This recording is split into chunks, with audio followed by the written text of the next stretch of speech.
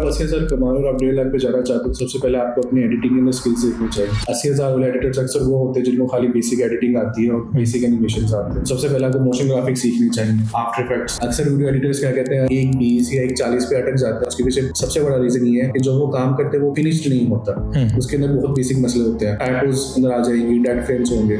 तो ज़ीशान भाई, सॉफ्टवेयर्स कितने मैटर करते हैं? जिस तरह कोई कैपकट का एडिटर है लेकिन उसकी एडिटिंग का स्किल अच्छी है, तो आपको लगता है कि सॉफ्टवेयर मैटर करता है? कैपकट का वीडियो एडिटर 80 से 1 लाख तक कमा सकता है इजी। मैंने खुद एक वीडियो एडिटर को हायर किया जिनको सिर्फ कैपकट आता था, वो 80,000 पे थे। लेकिन अगर उस एडिटर को एक 150 पे जाना है तो उनके लिए बहुत जरूरी है कि वो आफ्टर इफेक्ट्स या प्रीमियर प्रो पे शिफ्ट हो। Zishan Ali is the founder and CEO of Meraki, a video editing agency helping creators and businesses to scale their online presence through high-quality content and marketing strategies. He has worked with multiple clients in the Europe and UK and generated over 100 million plus views and delivered impactful growth through strategic content systems. Today, he joined us to share his insights on building and scaling a video editing agency, especially how you can build your career as an editor and what it really takes to grow in 2026. अगर मुझे एक client late से $1,000 दे रहा है, ठीक है, उसके अंदर से मैं $600-700 दे रहा हूँ एडिटर को, मुझे $400 का प्रॉफिट है। मैं क्यों 20 या 30,000 के अंदर क्या कहता है अकेडमी खोल के बैठ जाऊँ? तो ये अकेडमी वो लोग अक्सर खोल के बैठे होते हैं जो लोग खुद फेल हुए होते हैं। अगर कोई 18-20 साल का बंदा ये वीडियो देख रहा है तो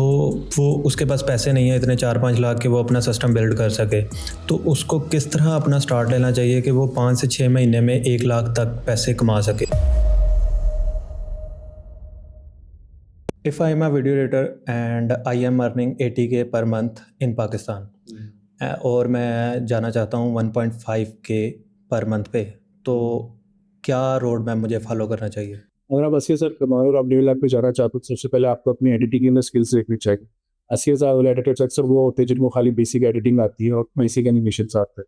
सबसे पहले आपको मोशन ग्राफिक्स सीखनी चाहिए, आफ्टर इफेक्ट्स, ठीक है, और साउंड डिज़ाइन। अगर आप आफ्टर इफेक्ट्स और साउंड डिज़ाइन को सीख लेते हो, अच्छे वाले साउंड डिज़ाइन सिनेमैटिक, ठीक है, तो आप 120 तक जा सकते हो। उसके बाद फिर डिपेंड करता है कि आप कितनी तरह की वीडियोज़ एडिट कर सकते हो। आप पॉडकास्ट एडिट कर सकते हो, टॉकिंग हेड कर सकते हो, UGC, VSL podcast style videos edit कर सकते हो। तो उससे आपकी वैल्यू नहीं इंक्रीज हो जाती क्योंकि आपके पास वैरायटी आ जाती है। या मैं इस तरह के प्रोजेक्ट्स भी कर सकता हूँ, मैं डॉक्यूमेंट्री स्टाइल वीडियोज़ भी कर सकता हूँ। उसके बाद बाकी फिर आपके एक्सपीरियंस के ऊपर डिपेंड करता है और आपकी काम की क्वालिटी। और तीसरी चीज़ जो बहुत इंपॉर्टेंट है कि एज आप कमिटमेंट्स के अंदर कैसे हो और आपका क्वालिटी ऑफ वर्क कैसा है।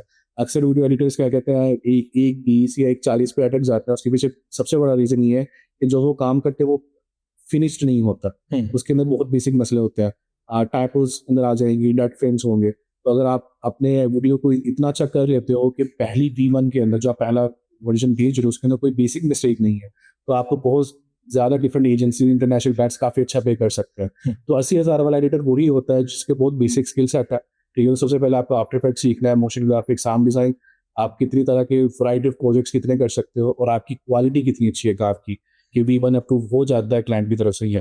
तो ज़ीशान भाई, सॉफ्टवेयर्स कितने मैटर करते हैं? If we talk about the software, जिस तरह इंडस्ट्री लेवल सॉफ्टवेयर है, प्रीमियर प्रो, आफ्टर इफेक्ट्स, ये कितना मैटर करते हैं कि आपको यही सॉफ्टवेयर आने चाहिए? या जिस तरह कोई कैपकट का एडिटर है लेकिन उसकी एडिटिंग का स्किल अच्छी है, तो आपको लगता है कि सॉफ्टवेयर मैटर करता है? कैपकट का वीडियो एडिटर 80 से 1 लाख तक कमा सकता है इजी, ठीक है, क्योंकि लेकिन कैपकट की वीडियो एडिटर को भी सक्स होनी चाहिए। तो मैंने खुद एक वीडियो एडिटर को हायर किया जिनको सिर्फ कैपकट आता था, वो 80,000 पे थे। लेकिन अगर उस एडिटर को एक 150 में जाना है तो उनके लिए बहुत जरूरी है कि वो आफ्टर इफेक्ट्स या प्रीमियर प्रो पे शिफ्ट हो, उनको मोशन ग्राफिक करने आता है। और कैपकट के ऊपर मोशन ग्राफिक नहीं कर सकते, आप सिर्फ प्रीसेट्स को काम कर सकते हो।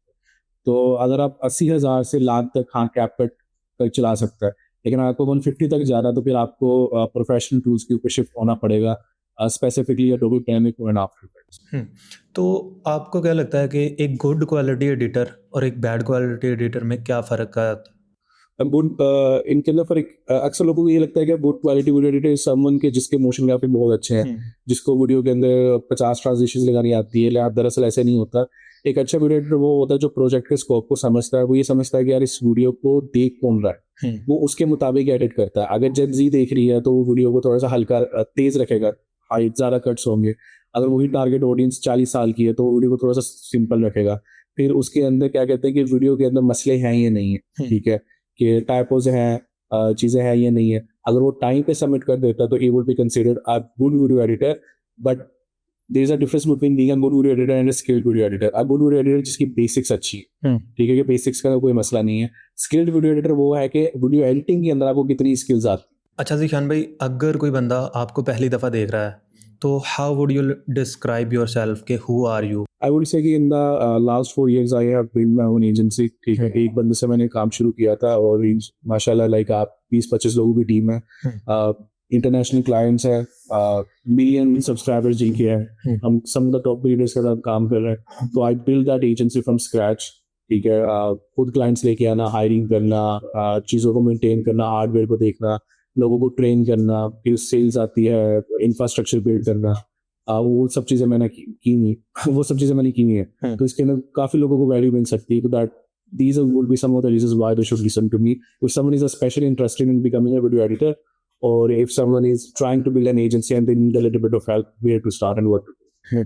तो जिस तरह आपने वीडियो एडिटिंग से अपनी जर्नी स्टार्ट की और अपनी एजेंसी बिल्ड करने तक का सफ़र आपने कर लिया, अगर कोई बंदा अभी अपने बेसिक लेवल पे है, उसको किस तरह अपने आप को स्ट्रक्चर करना चाहिए कि वो एज ए वीडियो एडिटर से एजेंसी ओनर तक का सफ़र तय कर पाए?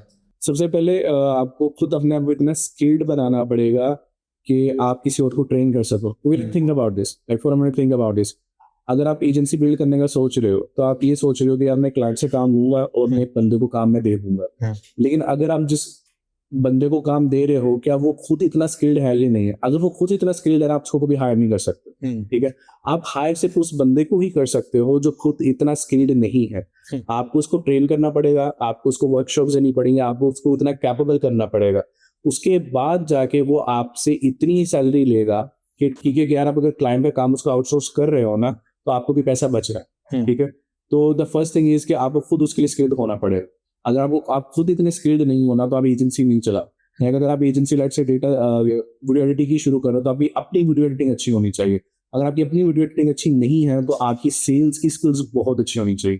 You should have access to some of the biggest creators. अगर आपके पास एक्सेस नहीं है then the only option is कि आप अपने आप को इतना स्किल्ड करो, उसके बाद आप किसी ऐसे बंदे को हायर कर लो जिसको बहुत अच्छी वीडियो एडिटिंग नहीं आती लेकिन आपको पोटेंशियल नजर आ रहा है। हम उसको बिल्डअप करो, ट्रेन अप करो, आपके पास वो काफी हद तक बिल्ड हो जाएगा, आप क्लाइंट का काम पकड़ो, आप उसको दो।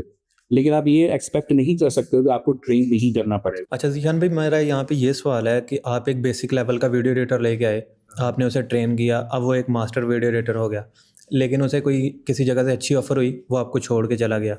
या आप किस तरह अपने वीडियो एडिटर्स को रिटेन करते हैं? इसी के भी छोड़ने का ना सिर्फ खाली सैलरी रीजन नहीं होता मेरे तजुर्बे के अंदर, देयर आर मल्टीपल रीजंस। सबसे पहला रीजन होता है कि यार कल्चर कैसा है। जैसे मेरी एजेंसी के अंदर we are often playing games. कल रात को हम 3 बजे वेल कर रहे थे एक एडिटर के प्रोजेक्ट होने का, बाकी लोग वेल कर रहे थे कि जब उसका प्रोजेक्ट कंप्लीट हो हम गेम खेलेंगे, ठीक है। तो it should feel like a community, it should feel like यार you are a part of a team and the team cares for you. This is extremely important, जो पाकिस्तान के अंदर बहुत से एजेंसी ओनर्स या बिजनेस लोग जो है उस चीज को फोकस नहीं करते। तो सेकंड रीजन इज कि उसको रिटेन करने का ये कि रिस्पेक्ट और अपॉर्चुनिटीज। अगर मैंने ये चीज देखा है कि अक्सर वीडियो एडिटर्स एक एजेंसी को दूसरी एजेंसी को अगर छोड़ के जाते हैं ना, उसके पीछे जो मैंने सबसे अच्छा रीजन सुना है अच्छे लोगों से, एडिटर से, वो ये सुना कि यार मुझे अपॉर्चुनिटीज नजर नहीं आती। जो एजेंसी ओनर है उसने क्या कहते हैं 2-3 क्लाइंट्स पकड़े हुए हैं, दूसरे मूवी के साथ काम कर रहा है, एजेंसी को प्रमोट कर रहा है और वो हायरिंग नहीं कर रहा है, उसका कोई विजन नहीं है। That is a second reason. क्योंकि एक बंदा आपसे 3-4 साल से काम कर रहा है, वो 1-1.5 लाख पे अटका हुआ है, तो वो सोचेगा कि यार मैं 20-22 साल का हूँ, मैं तो 1.5 लाख से ऊपर जा ही नहीं सकता क्योंकि कंपनी ही ग्रो नहीं, ठीक है। So that's a second thing. The third thing is कि अगर आपको कोई छोड़ के जा रहा है ना, it's an a good sign and it shows you कि यार आप खुद एज अ एजेंसी ओनर कितने कैपेबल। अगर आपने एक वीडियो एडिटर को हायर किया और आप उसको एक अच्छी सैलरी दे रहे हो तो आपके पास क्लाइंट इतना ही अच्छा होना चाहिए।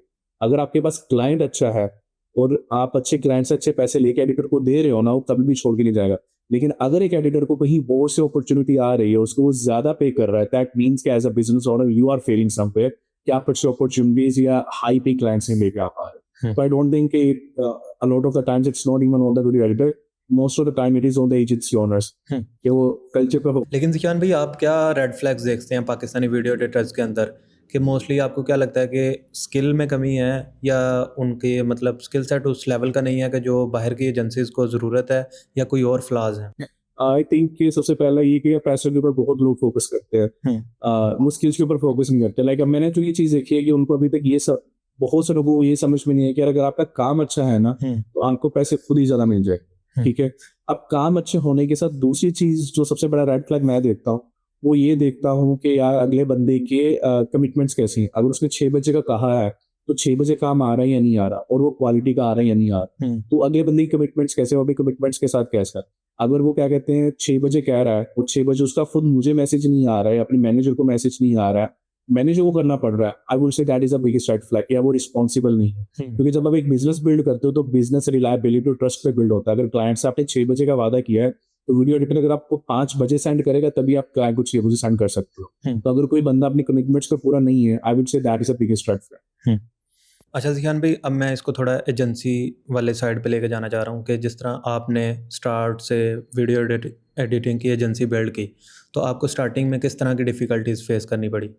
सबसे पहले जो मुझे डिफिकल्टी फेस करनी पड़ी दैट वाज अबाउट हार्डवेयर। मुझे हार्डवेयर को समझना पड़ा क्योंकि वीडियो एडिटिंग एक ऐसी फील्ड है कि जहाँ पे एंट्री टू बैरियर एक्सपेंसिव है। अगर आप प्रोग्रामर बनते हो ना, आपको 80,000 या 1.5 लाख का लैपटॉप काम दे जाता है, लेकिन अगर आप वीडियो एडिटिंग को एज अ करियर देख रहे हो तो कम से कम आपको 3 या 4 लाख का कंप्यूटर चाहिए। आजकल के टाइम के अंदर 5 लाख तक का। अगर आप वाकई फुल टाइम वीडियो एडिटिंग को लॉन्ग टर्म के अंदर परस्यू करना चाहते हो तो मुझे हार्डवेयर को समझना पड़ा। ठीक है, वो हार्डवेयर बाय करने के लिए जो मुझे इन्वेस्टमेंट करनी पड़ी, तो that was a first biggest like struggle कि उन सब चीज़ों को समझ के फायर करना, मार्केट को घूमना फिरना, क्योंकि यहाँ पे लोगों के पास इतने पैसे नहीं है यार वो 5 या 6 लाख वाली कंप्यूटर का। ठीक है, तो वो मुझे खुद अरेंज करना पड़ा। द सेकंड डिफिकल्टी वाज के क्योंकि जितने भी पाकिस्तान के अंदर यूट्यूब काफ़ी अर्सा बंद रही है, तो उसकी वजह से यहाँ पे वो टैलेंट बन ही नहीं पाया जो इंडिया या यूएसए में है। ठीक, क्योंकि यहाँ पे 3-4 साल यूट्यूब बंद रही है तो वीडियो एडिटर्स नहीं थे, इंपॉर्टेंट स्ट्रेटेजिस्ट नहीं थे। तो ये जो अभी नए लोग हैं जो 3-4 साल के अंदर वीडियो एडिटिंग में आए, इन लोगों का तजुर्बा इतना ज्यादा नहीं है। इनके बेसिक्स के अंदर बड़े मसले आ जाते हैं कि टाइपोस कर लेंगे, ठीक है, उस टाइपो को ठीक करना और क्वालिटी वर्क ना आना, that was a biggest struggle कि क्वालिटी वर्क नहीं आ रहा है। आपने एक बंदे को हायर किया, आप उसको सैलरी दे रहे हो, उसको पता है मुझे 6 बजे तक इस क्वालिटी का काम देना है, लेकिन वो क्वालिटी का काम नहीं आ रहा है। That was a biggest struggle. उसके लिए मुझे फिर पीपीएम्स को हायर करना पड़ा, पोस्ट प्रोडक्शन मैनेजर जो वीडियो एडिटर्स को ट्रेन कर रहे हैं, साथ में वो इंश्योर कर रहे हैं कि 6 बजे काम आ जाए। So that would be the biggest thing that I have to overcome, and that is something that I'm still struggling with, but it has gotten a lot better.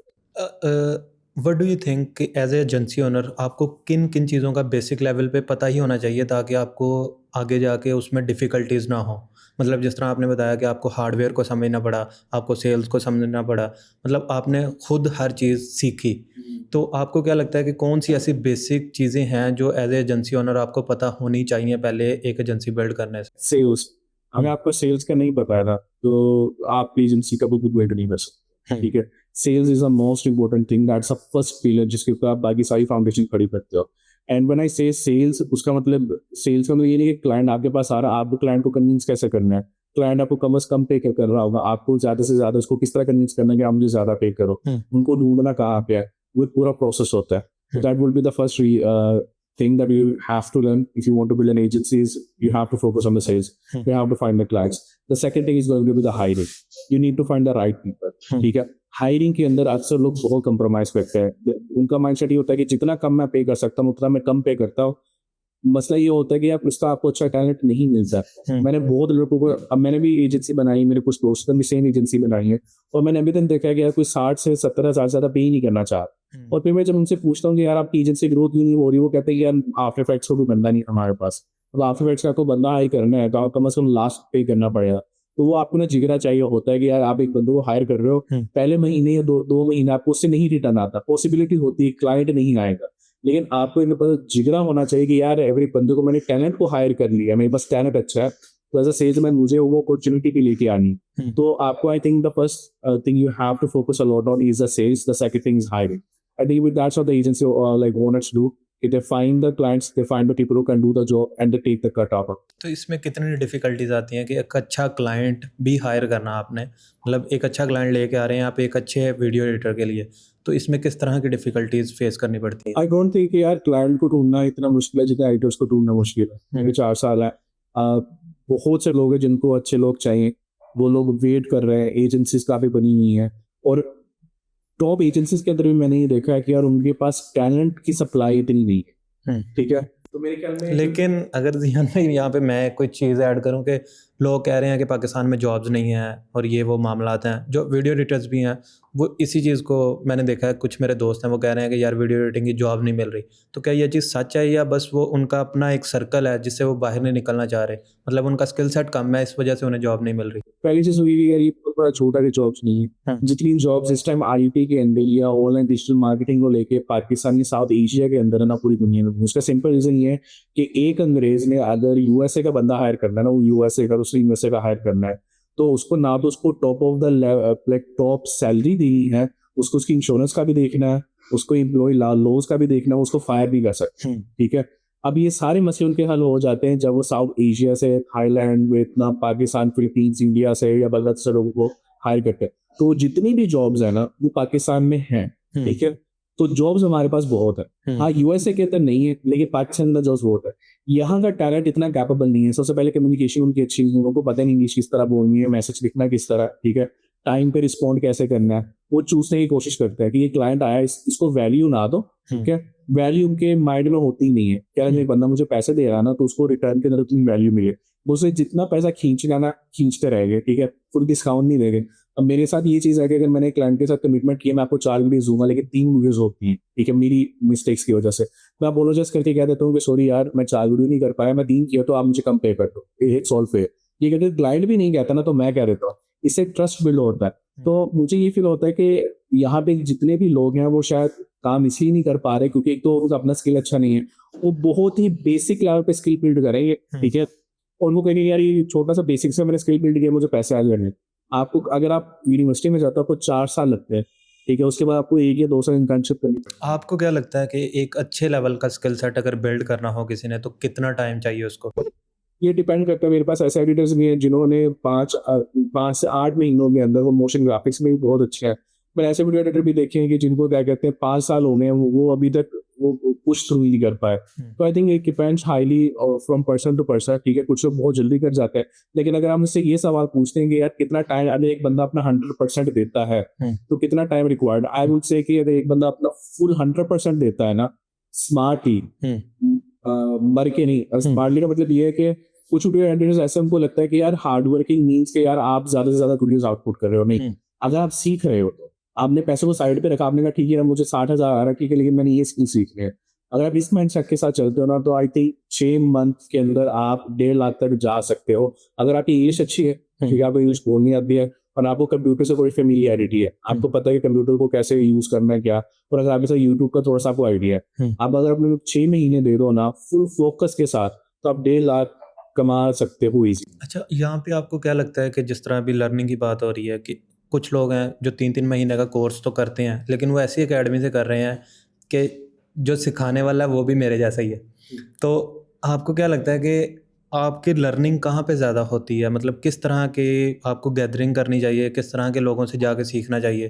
कि जिस तरह यूट्यूब पे भी डाटा बढ़ा है उस तरह भी काफ़ी एकेडमीज हैं जो बनी हुई हैं वीडियो एडिटिंग सिखा रही हैं, लेकिन आप किस तरह अपने आप को ज़्यादा बेहतर कर सकते हैं और आपको कैसे पता होगा कि हाँ यार ये चीज़ जो मैं सीख रहा हूँ ये वाकई मुझे फ़ायदा देगी आगे जाकर? अच्छा, अब मैं आपको एक मजे की चीज़ बताता हूँ। जब मैंने एजेंसी शुरू की थी ना तो मैंने एक्सप्लोर करा था कि पाकिस्तान के अंदर स्पेशली लाहौर एरिया के अंदर कितनी एजेंसीज वीडियो एडिटिंग सिखा रही हैं, आफ्टर इफेक्ट्स वगैरह। तो मजे की बात है मैंने ना ऐसे इनरोल कर लिया आउट ऑफ फन, एक क्या कहते हैं कोचिंग प्रोग्राम के अंदर जो आफ्टर इफेक्ट्स सिखाते हैं। अच्छा, उन्होंने एक दिन का जो लेक्चर था ना वो चीज़ ऐसी कि जो हम अपनी एजेंसी के अंदर 10 मिनट में बताते हैं। ठीक है, तो वो उनको 3 घंटों के अंदर ना सिर्फ ये बता रहे थे कि यार एक चीज़ को यहाँ से यहाँ पे कैसे लेके जा, जो आप 10-15 मिनट में बता सकते हो। लेकिन वो लोग, अब मसला ये है कि यार अगर अब सवाल ये था कि यार आप डिसीजन मेकिंग किस तरह करोगे, हमें सीखना किस तरह। अगर एक बंदा खुद उस फील्ड से पैसे नहीं कमा रहा ना तो वो उस फील्ड का टीचर नहीं है, वो सिर्फ क्या कहते हैं यापिंग के पैसे आपसे ले। अगर मुझे एज अ वीडियो एडिटिंग से एजेंसी चला के मुझे क्या कहते हैं अच्छा खासा रेवेन्यू हो रहा है तो मैं क्यों टाइम स्पेंड करूंगा 20-20 हज़ार बच्चों को सिखाने। अगर मुझे एक क्लाइंट लाइक से $1,000 दे रहा है, ठीक है, उसके अंदर से मैं $600-700 दे रहा हूँ और एडिटर को मुझे $400 का प्रॉफिट है, मैं क्यों 20 या 30 हज़ार के अंदर क्या कहते हैं अकेडमी खोल के बैठ जाऊँ। तो ये अकेडमी वो लोग अक्सर खोल के बैठे होते हैं जो लोग खुद फेल हुए होते हैं। ठीक है, जहां तक बात है यूट्यूब की, तो यूट्यूब के अंदर क्या कहते हैं बहुत से चैनल्स हैं, लेकिन यूट्यूब का मसला ये कि वो एक डायरेक्शनल नहीं है, it's like an open ended. आपने एक वीडियो देखी, 2 देखिए, तो वहाँ पे कि लोगों को डायरेक्शन नहीं मिलती कि यार किस तरह करना। लोग टूल सिखा रहे हैं, लेकिन मसला ये कि स्टूडेंट का मसला ये नहीं होता सीखने वाले कि मुझे टूल सीखना है। उसको एक पूरी जर्नी जो है, उसको पूरा पाथ चाहिए। अच्छा पहले मैंने ये सीखा, ये सीखा, ये सीखा। इतना सीखने के बाद मुझे प्रोजेक्ट्स आने शुरू हुए, मैंने अर्निंग शुरू की, साथ में मैंने अपना स्किल इंक्रीज करना शुरू किया।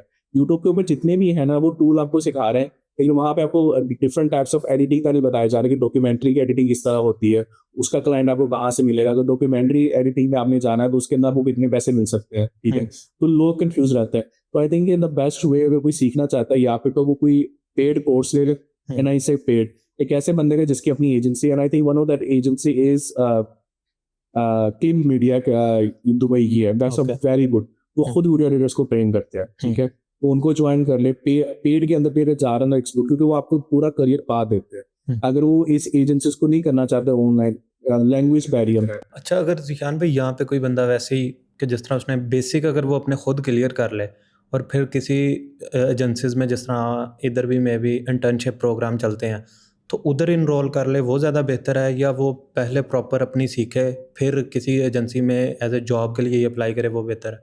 पहले उसको सीख के उसको एजेंसी के अंदर जाना चाहिए। लेकिन यहाँ पे एक जो मसला आता है वो ये आता है कि उनको लगता है कि यार अगर हम इंटर्नशिप पे जा रहे हैं ना, और अगर हम 30,000 वहाँ से ले रहे हैं, तो कंपनी जो एजेंसी ओनर उसको फायदा नहीं होता।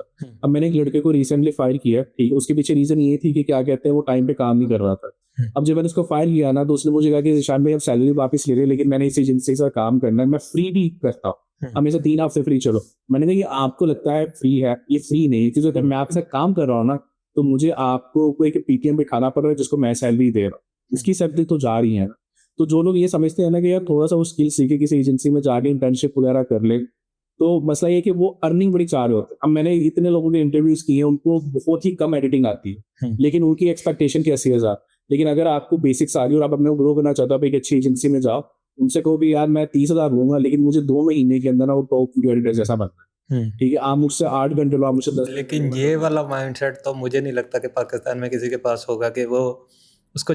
अब मुझे जो मेरी गैदरिंग भी है, या मैं खुद भी जो सोचता हूँ कि अगर आपको लगता है ना कि आपको यार मुझे इतनी तो आती है ना, तो मुझे इस चीज़ का पे करे कंपनी या ये वो, तो ये माइंडसेट कैसे कोई बंदा बिल्ड कर सकता है कि यार अगर मैं 4 महीने 6 महीने किसी के पास काम करके टॉप लेवल का बंदा बन के, तो मैं जितने मर्जी उससे चार्ज कर सकता हूँ। तो आपको क्या लगता है कि ये माइंडसेट कैसे बिल्ड कर सकते हैं? क्योंकि अब मेरे ख्याल में ना यहाँ पे ना माइंडसेट में फर्क है। मैंने ये जो चीज़ देखी, जो लोग सक्सेसफुल नहीं होते ना, they are too much focused on how much they have to. वो हमेशा इस चीज़ पर फोकस रहते हैं कि यार कि मैंने यहाँ से मुझे नुकसान ना हो जाए, मुझे वहाँ से नुकसान ना हो जाए, मुझे 20,000 आ रहा तो मुझे 20,000 आना ही आना चाहिए। लेकिन जिस बंदे सक्सेसफुल होना होता है ना, उनका माइंडसेट डिफरेंट एंगल से प्ले कर रहा होता है। They are not focused on what they are losing, they are always focused on what they are gaining. अब एज एन एजेंसी ओनर मैं भी एक्शन लूज करता हूँ। अगर मैं अभी एक किसी बहुत टॉप की एजेंसी के साथ मैं एज एन एम्प्लॉय वहाँ पे काम कर सकता हूँ और मुझे अच्छी सैलरी मिल जाएगी, लेकिन मैं फिर भी कम प्रॉफिट के लिए एजेंसी चला रहा। उसके पीछे अल्टीमेट रीजन ये है कि मुझे पता है कि जब ये 2 साल के अंदर एजेंसी बिल्ड हो जाएगी ना, तो मैं डबल कमाऊंगा। तो वो एक ना आपको एक गट चाहिए होता है, आपको एक वो पेशेंस चाहिए होती है कि अगर मेरे पास पैसा कम आ रहा है, और ये इट्स ट्रू, अगर आपको ज्यादा पैसा कमाना है ना, तो एक दफा आपको कम पैसा कमाना पड़ेगा, आपको इन्वेस्ट करना पड़ेगा, टाइम करनी पड़ेगी, एनर्जी। आपको वो इन्वेस्ट करने के 2-3 महीने बाद या 6 महीने बाद रिटर्न मिलता है। तो अक्सर लोगों का बस यही फोकस होता है कि यार मैं कहीं पे ज्यादा काम ना करूँ, कोई मैं गलती से भी ना 2-3 घंटे एक्स्ट्रा ना लगा, ठीक है। अगर मैं 2 दिन एक्स्ट्रा घंटे लगा दूं, मुझे सैलरी मिलेगी या नहीं मिलेगी, वो लर्निंग के ऊपर फोकस्ड होते ही नहीं, because they are not focused on how much they can get और gain, they are always focused on how much they will be using.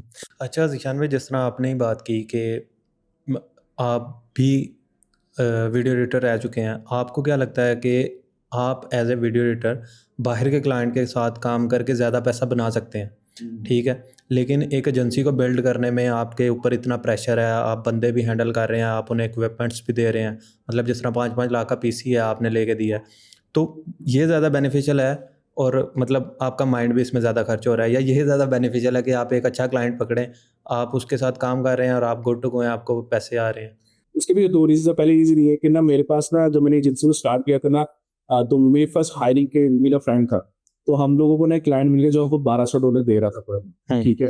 तो मुझे ना उस दोस्त ने ये कहा कि यार अगर तुझे ये $1,200 दे रहा है तो क्यों एजेंसी बिल्ड कर रहा है, तो क्यों इन्वेस्ट कर रहा है, तो 1200 कमा 3-4 लाख बनते हैं पाकिस्तानी, एंजॉय कर। तो मैंने उसको तब कहा था, मैंने कहा अगर ये 1200 है ना, तो 2-3 साल के अंदर ये 2,500 भी बन जाए, ठीक है। And that's true. तो आई थिंक के एजेंसी बिजनेस बनाने के अंदर आपको लॉन्ग टर्म के अंदर आप ज़्यादा हम करते हो. शॉर्ट टर्म के अंदर अगर आप स्किल्ड हो, and I am very clear about, अगर आप स्किल्ड हो ना, शॉर्ट टर्म के अंदर आप जॉब के अंदर ज़्यादा पैसा कमा सकते हो विदाउट एनी डाउट. लेकिन लॉन्ग टर्म के अंदर बिजनेस में ज़्यादा फायदा है. ठीक है, लेकिन बिजनेस के अंदर रिस्क भी उतना ज़्यादा है. ठीक है, तो मुझे इस चीज़ का हाँ, मेरा क्वेश्चन वैसे यही था कि जो इतना बड़ा रिस्क लेना कि आपको नहीं पता कि आपके पास क्लाइंट आएगा नहीं आएगा, आपको नहीं पता कि जो आप वीडियो एडिटर्स हायर कर रहे हैं उनकी सैलरी और उनके मामलात, तो ये कितना मतलब किस तरह ये बंदा माइंडसेट बिल्ड कर सकता है कि वो एक प्रॉपर एजेंसी को लेके चले? या मुझे नहीं पता इस चीज़ का. I don't know how to make me ना कि आपके लिए खुद ये चीज़ होती है. आई थिंक फैमिली मैटर्स अ लॉट. खुद अपनी जो अब्बू है वो बिजनेसमैन है. ठीक है, तो कहीं ना कहीं वहाँ से ये चीज़ बिल्ड हुई है. तो पेशेंस चाहिए होती है. तो मेरे ख्याल में मैं अपने घर में रहा हूँ ना, तो अब्बू को देख देख के वो खुद बिजनेसमैन, तो पेशेंस बिल्ड हो गई. अब जैसे एग्जांपल मैं देता हूँ, मेरे खुद एक बॉयज उन्होंने मेरे से लोन लेके आईफोन लिया. ठीक है, अब जब मेरी जो पहले 2 या 3 महीने की मुझे जो पेमेंट मिली थी ना, तो मेरा दिल चाह रहा था मैं सैमसंग S22 बड़ा दिल चाह रहा था. लेकिन फिर मेरे माइंड के अंदर अब्बू की ये बात आई थी कि यार अगर अभी तुम S22 ले लोगे ना, ठीक है, तो क्या कहते हैं कि कल को तुम 2 इकट्ठे नहीं अफोर्ड कर पाओ. अगर तुम चाहते हो ना तुमने 2 इकट्ठे अफोर्ड करने, तो अभी री इन्वेस्ट करो बिजनेस के अंदर. तो वो कहीं ना कहीं शायद घर का माहौल ऐसा था, अब्बू की बातें थी, जिसकी वजह से ना वो एक बिजनेस के अंदर इन्वेस्ट करना वो माइंडसेट बन गया. अक्सर लोगों में ये नहीं होता, उनको पैसे मिलते हैं, उनको पहले दिल चाहता है मैं कपड़े ले लूँ, मैं आईफोन ले लूँ. तो मेरे यहाँ पे ज़िशान भाई आपको क्या लगता है कि कोई एजेंसी अगर कोलैब करती है तो उसके पीछे का रीज़न क्या होता है? एजेंसी कोलैप्स करती है, उसके पीछे आई थिंक जो ओनर होता है उसका बर्नआउट होता है. और वो मैं भी फील करता हूँ. एक टाइम पे आगे ना ओनर की बस हो जाती है. अगर वो क्योंकि एक तो जो ओनर वो एक्सटर्नल मसलों को देख रहा है, वो क्लाइंट के मसलों को रिजॉल्व कर रहा है. क्लाइंट तंग करते हैं, ऐसा नहीं कि क्लाइंट बड़ा अच्छा आता है, क्लाइंट बहुत तंग करता होता है. उसका कोलैप्स तब होता है कि जब उसकी इंटरनल टीम ठीक से काम नहीं कर रही. वो बाहर फोकस है, पीछे मशीन ऑपरेशंस के अंदर ठीक से काम नहीं कर रहा है. तो I think that is one of the biggest reason. The second reason is के जो ओनर है, ठीक है, वो अपने वो इनोवेट नहीं करता. ठीक है, उसकी अपनी विजन नहीं होती. उसके पास एक जो 5 लाख आ रहे हैं, तो 1 लाख जाता है, 3 लाख आ जाता है पीछे. 1 लाख हो जाता है, लाख आ जाता है, वो जिससे क्लैप्स हो जाती है. तो द फर्स्ट थिंग इज के टीम का अच्छा ना होना. ठीक है, वो 3-4 साल बाद वो चीज़ कोलैप्स हो जाती है, टीम आपके अच्छी नहीं है. दूसरी चीज़ ये है कि जो ओनर है उसकी अपनी विजन ना हो, वो टाइम के साथ अपने आप को इन्वॉल्व करें. जैसे एग्जाम्पल AI है, मैंने मुझे मार्केटिंग को सब किया हुआ. अगर एजेंसी का ओनर है प्रोग्रामिंग के अंदर, वो ही AI को नहीं देख रहा है, तो उसकी टीम कैसे देखेगी? क्लाइंट्स को किस तरह, नए क्लाइंट्स किस तरह लेके आएगा? तो वो रीजन होता है कि वो जो ओनर होता है वो अपने आप को इवॉल्व नहीं कर रहा होता क्लाइंट्स के साथ. तो अब जिस तरह AI की बात हुई, तो आपको क्या लगता है कि AI आने वाले टाइम में वीडियो एडिटर्स की जॉब ले सकती है? वो वीडियो एडिट, इस चीज़ को मैं इसलिए एक्सप्लेन करूंगा कि जो लोग टूल की स्किल्स के ऊपर पैसा कमा रहे हैं ना, कि फॉर एग्जांपल ये आज मुझे टूल आता है लेकिन मेरे पास सेंस नहीं है एडिटिंग की, वो लोग चले जाएं. ठीक है, क्योंकि AI वीडियो एडिटिंग को रिप्लेस नहीं करेगा, वो टूल्स को रिप्लेस करेगा. ठीक है, लेकिन उन टूल्स को यूज करके जो चीज को असम्बल करना है. एग्जांपल आप मोशन ग्राफिक तो AI ने बना दिया. अब AI को क्या पता कि कहाँ पे मोशन ग्राफिक लगाना है, न्यूआंसेस क्या है, कहाँ पे क्या कहते हैं इमोशन की जो पीक है वो हाई है, कहाँ पे पैटर्न ब्रेक करना है. AI अब इतना नहीं समझा. ठीक है, तो वीडियो एडिटर्स वो वाले गायब होंगे जो टूल्स को समझते हैं लेकिन उनके पास सेंस है वीडियो की. ठीक है, लेकिन जिसके पास सेंस है ना, वो कहीं भी नहीं जाएगा. पर मुझे ये लगता है कि ये जो मार्केट है वो इस तरह चेंज होगी कि जो लोग सेंसिबल नहीं है ना, वो लोग साइड पे हो जाएंगे, और जिन लोगों को सेंस है ना, उनको टूल सीखना नहीं पड़ेगा. उनको खाली इंग्लिश सीखनी पड़ेगी, वो AI से बातें वगैरह करके अच्छी वीडियो एडिट वगैरह करवा लें. लेकिन वीडियो एडिटिंग मेरे ख्याल में अगले 1-2 साल में नहीं जाएगी.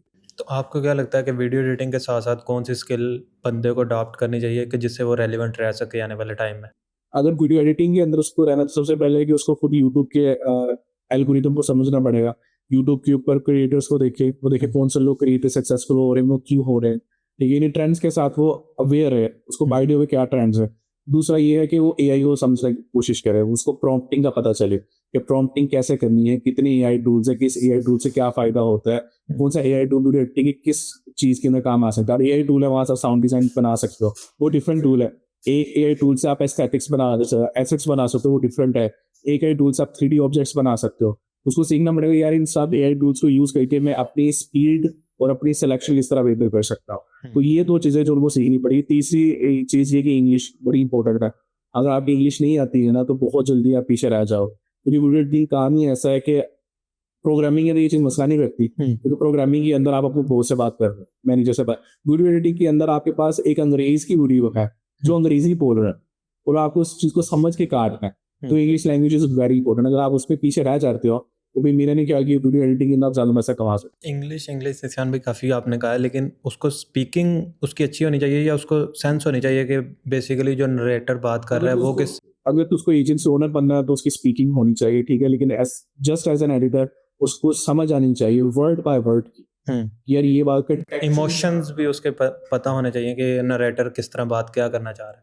उसको कंटेक्चुअल समझ आनी चाहिए कि लाइन बाय लाइन भी समझ आ रही है, वर्ड बाय वर्ड भी, और कंटेक्चुअल बात क्या हो रही है, जो बंदा बोल रहा है वो डिलीवर क्या करना चाह रहा है। अच्छा ज़िशान भाई, अगर कोई 18-20 साल का बंदा ये वीडियो देख रहा है तो वो उसके पास पैसे नहीं है इतने 4-5 लाख के वो अपना सिस्टम बिल्ड कर सके, तो उसको किस तरह अपना स्टार्ट लेना चाहिए कि वो 5 से 6 महीने में 1 लाख तक पैसे कमा सके। अच्छा, अगर किसी के पास इन्वेस्टमेंट नहीं है 4-5 लाख की, तो उसको 4-5 की ज़रूरत नहीं है करने की इन्वेस्ट। वो 80,000 से 1.5 लाख का लैपटॉप ले और कैपकट को सीखे, क्योंकि जो टूल है ना वो सेम ही होता है। ये है कि अगर आपको कैपकट आता है तो आपको प्रीमियर प्रो की बेसिक्स आ गई है इसमें, ठीक है, उसके ऊपर वो बेसिक्स वगैरह सीखे, किसी एजेंसी को या ऑनलाइन कोई क्लाइंट ढूंढ ले और सस्ते में कम से कम महीने का उसको 30-40 हज़ार आना शुरू हो गए, उसको 1-2 महीना वो री इन्वेस्ट करता रहे और वो लैपटॉप के ऊपर उसको अपग्रेड कर लिए सिस्टम में ले। लेकिन दूसरी चीज़, वो अपने स्किल्स को अप करता है, वो मोशन ग्राफिक्स के ऊपर फोकस करे, वो अपनी स्पीड को इम्प्रूव करे, वो अपनी कंटेक्चुअल अंडरस्टैंडिंग को इम्प्रूव करे। अगर उसको किसी एजेंसी से ऑफर आ जाती है तो बजाय कि वो हाईएस्ट सैलरी पे जाने की कोशिश करे, वो ये कहेगा यार मुझे इतनी बेशक आप सैलरी दे दो लेकिन मुझे इस एडिटर से इतना पहुंचना है, क्योंकि जो एक एजेंसी ओनर है ना उसको प्रॉफिट चाहिए, ठीक है। अगर एक एडिटर आके ये कह रहा है ना मैं मुझे 70,000 ही चाहिए, तो वो जो एजेंसी ओनर है उसकी ग्रोथ में इन्वेस्टेड नहीं, वो कहेंगे मुझे 70,000 इससे इतना मुझे कमाने का, मुझे लाख आ जाए, 70,000 इसकी सैलरी चली जाए, 30,000 मुझे। लेकिन तो वही बंदा ये बात करता है कि यार मैं 50,000, मेरी जो डिमांड है ना वो 70,000 है, लेकिन मैं 50,000 पे आता हूँ। लेकिन इस पॉइंट पे कि आपने अपने पीपीआई को, अपने मैनेजर्स को कहना कि मुझे स्पेशल सिखा दें कि मैं इस एडिटर से इस एडिटर कैसे पहुंच सकता हूँ। अगर वो इस तरह की डील्स लेके जाता है ना, तो आई कैन गारंटी यू कि यार वो 5 से 8 महीने के अंदर ना वो 1.5 लाख तक पहुंच सकता है, ठीक है। तो पहले महीने वो 1.5 लाख का या 80,000 का लैपटॉप ले कैपकट को सीखेगा 1 महीना, ठीक है। दूसरे महीने क्या उसे कहते हैं वो सिंपल प्रोजेक्ट वगैरह करना शुरू करे खुद ही। अगर उसको इंटरनेशनल क्लाइंट्स के नहीं ना आ रहे तो वो खुद ही राफ अपेज कहीं से उठा के उसको एडिट वगैरह कर ले। तीसरे महीने वो किसी एजेंसी को ढूंढ ले, उसके साथ ये मुझे आपके साथ काम वगैरह करना है बेसिक्स प्रोजेक्ट्स के ऊपर, ठीक है। साथ साथ वो अपने वो करता रहे और चीज़ों को सीखता रहे, और क्या कहते हैं कि जैसे उसके पास अच्छा कंप्यूटर आ जाएगा ना, तो आई थिंक कि सिर्फ 2 महीने की बात है कि वो सीख के आराम से 1.5 लाख तक पहुंच सकता है। अच्छा ज़िशान भाई, आपने जिस तरह बार बार बात की कि किसी आपने तो रखे हुए हैं जिस तरह के कोई बंदा जो जूनियर एडिटर्स को सिखा रहा है, लेकिन आपको लगता है कि हर एजेंसी ओनर का माइंडसेट इस तरह का होता है कि वो अपने एडिटर्स को ट्रेन भी करे और उनके सारे मामलात भी देखे। अगर आप एक ऐसी एजेंसी को ज्वाइन कर रहे हो जहाँ पे आपको कोई सिखाने वाला नहीं है ना, तो उस एजेंसी का लॉन्ग टर्म में फ्यूचर, क्योंकि एजेंसी सक्सेसफुली तब होती है जब उनका एग्जिस्टिंग टैलेंट इंप्रूव करता है, तभी हाई क्वालिटी क्लाइंट्स आते हैं। तो इट इज़ अ साइन कि अगर आके आप इस एक एजेंसी में काम करो, वहाँ पे आपके पास अगर सीखने के लिए भी कुछ नहीं है ना, शिफ्ट योर एजेंसी, आपको वहाँ पे ज़्यादा फ्यूचर में। अच्छा ज़िशान भाई, लास्ट पे अगर एज ए एजेंसी ओनर आपको क्या लगता है कि एक ऐसी क्वालिटी जो आप हर एडिटर में देखना चाहते हैं? यार वो एक क्वालिटी होगी कि जब वो वीडियो को करते हैं ना, तो उसके बाद वो उसकी यूट्यूब चैनल पे जाके देखे कि यार कितने व्यूज़ आ रहा है, और वो उस वीडियो को खुद देख के सोचे कि यार अगर इसके ऊपर व्यूज़ नहीं आ रहे तो मैं ऐसी क्या चीज़ कर सकता था कि यार कि रिटेंशन ज़्यादा अच्छी होती। लाइक उस चीज़ को ऐड करके जान नहीं छुड़ाना, उस चीज़ को देखना। और दूसरी चीज़ मैं ये कहूँगा कि यार उनको प्राउड फील होना चाहिए कि like they should treat their work as a piece of art, कि अगर मैंने 8 घंटे लगाया ना इसके ऊपर तो देखने में मज़ा आना चाहिए। तो ये चीज़ें आई वुड विश के एडिटर्स के अंदर हो, जो कि नहीं होती है। मैंने भी ये चीज़ देखी है। वैसे मोस्टली वीडियो एडिटर्स को कहते भी सुना है कि यार मेरा काम तो था वीडियो एडिट करना, व्यूज़ लाना मेरा थोड़ी काम है। तो आपको लगता है कि एक वीडियो एडिटर का काम है कि यूट्यूब की वीडियोस पे व्यूज़ भी आएँ? उसका काम नहीं है, लेकिन उसको ये चीज़ समझनी चाहिए कि वीडियो एडिटिंग मैटर करती है, इसी तो लोग वीडियो एडिटिंग करवाते हैं। वीडियो एडिटिंग रिटेंशन के ऊपर अफेक्ट करती है। तो अगर ये वीडियो के ऊपर व्यूज अच्छे नहीं आए हैं तो आप उस वीडियो को देखो, आप देखो कि क्या ये वीडियो का कंटेंट में मसला था।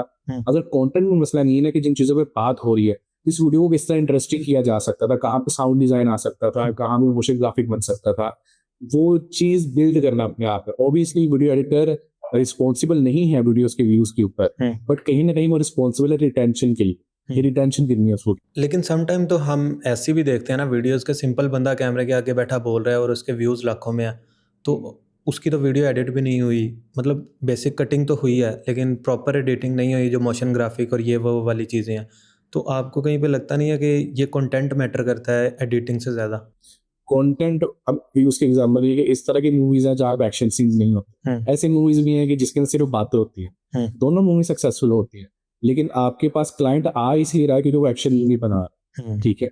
अगर तो क्लाइंट आके कह रहा है खाली कटिंग कर दो तो कोई मसला नहीं है। लेकिन अगर क्लाइंट आपको कह रहा है कि जिस बंदे ने कटिंग करनी, पहली बात तो ये, वो आपको ज्यादा पैसा नहीं दे रहा, ठीक है। लेकिन अगर एक बंदा आपको पैसे दे रहा है, वो $100, $50, $150, $300, जितने वो डॉलर आपको दे रहा है कि मेरी वीडियो को तसल्ली से एडिट करो, तो वो इसीलिए एडिट करवा रहा है ना, सुपर रिटेंशन है।